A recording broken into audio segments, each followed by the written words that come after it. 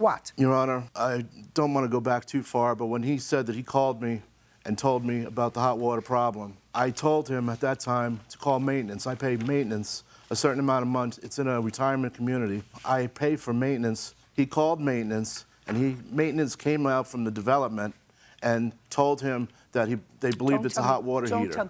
Don't tell me what maintenance told him. Well, this is what... Oh, I'm sorry. Don't tell me what maintenance told him. What I'm telling you is he had no hot water when he was home, and it was a result of a faulty hot water heater, which you eventually replaced at the cost of $300 to you. But he paid his full rent, and he was, in fact, home and inconvenienced without hot water to shower, to cook, for a period of 20 days. And he has to be compensated for that. What? Your Honor, after the maintenance came and they determined that there might be a problem with the hot water heater, but they don't cover that, he said at that point that he was going to be away for 6 or 7 weeks. And I said, okay, I promise you it'll be taken care of before you get back. I found out later when we went in to examine it with the home warranty company that I had joined, when I realized I might have a problem, but he was aware of that as well. I'm not holding anything back. When I thought I might have a problem with the hot water heater, I had 6 weeks.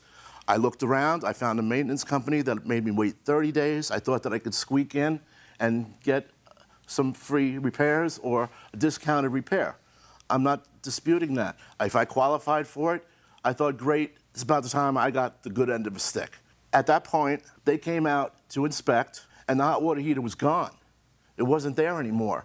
After a little discovery, I found out that Mr. Cohen had authorized the maintenance department that came by the next day, which he said that I never called anybody, and they removed the hot water heater, not giving me a chance to repair it, to inspect it, or anything. Just a second. Did you tell, I mean, they're your maintenance. He just rents from you.